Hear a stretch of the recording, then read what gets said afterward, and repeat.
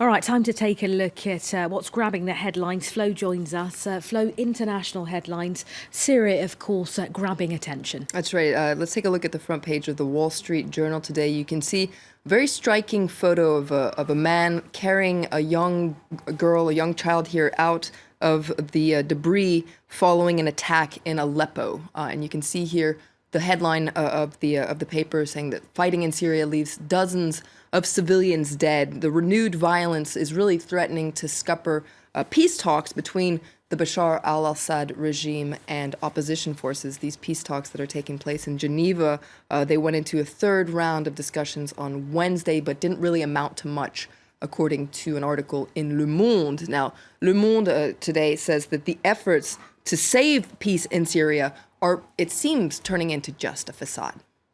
Okay, so those talks there are kind of limping into this week, if you will, Flo. You've pulled out another piece from the Arab language press on the actual situation in Aleppo. That's right. This is a very poetic piece in Asafir, that's a Lebanese paper.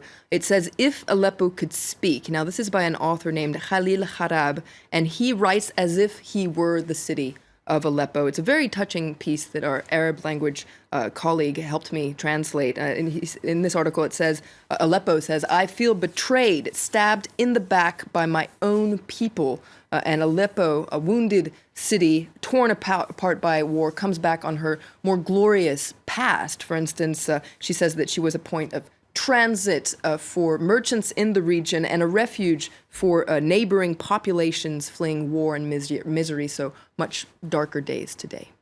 It's a touching poem there, as you say, Flo. Now, let's move on to another big story in the press, particularly in Britain, where the UK Labour leader has had to suspend his close ally, if you will, the former mayor, Ken Livingstone. That's right. This is a huge story. Let's take a look at a couple front pages. First of all, the front page of The Guardian. You can see they're talking about how Labour anti-Semitism, this crisis, is really in full swing as Ken Livingstone is suspended. Now, what did he say? Livingstone said that Adolf Hitler was actually a Zionist and in favor of moving German Jews to Israel. Now, the reason this comment is so explosive is because it comes in a particular context. And in fact, Ken Livingstone was defending another senior Labour MP, Naz Shah, who's also accused of anti-Semitism this week for similar comments. And in fact, the Labour Party for weeks now has been facing growing criticism that it's really not doing enough to crack down on anti-Semitism within its own ranks. Let's take a look at the front page of the Daily Mail today, so the right-wing tabloid, much more critical as well, talking about how Labour is really in a civil war over anti-Semitism. Now, the Labour of the Labour Party, Jeremy Corbyn, denies that Labour has any problem with anti-Semitism. That's right. We take a look at another article, this time in The Independent, where you can read more about what Jeremy Corbyn is trying to do here, because this latest scandal has really damaged Corbyn, who's been really trying to build bridges with the Jewish community in the wake of these other instances or accusations of anti-Semitism.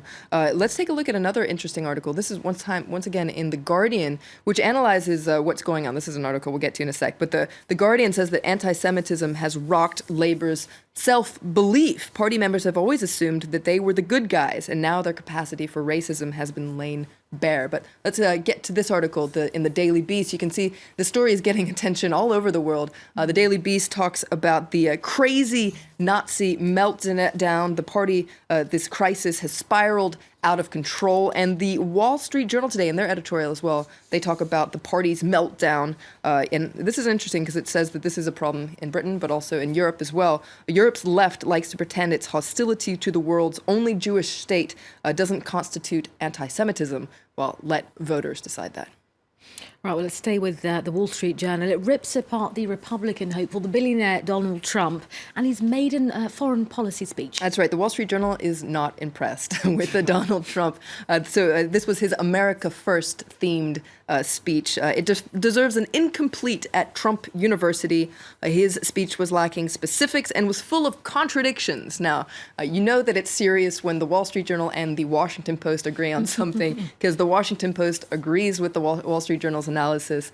And you can see here they're talking about his incoherent, inconsistent, incomprehensive foreign policy. His proposals were loose, frequently contradictory, and embedded in a bucket of falsehoods. So harsh words coming across the political spectrum there. Absolutely, for the Republican front runner there.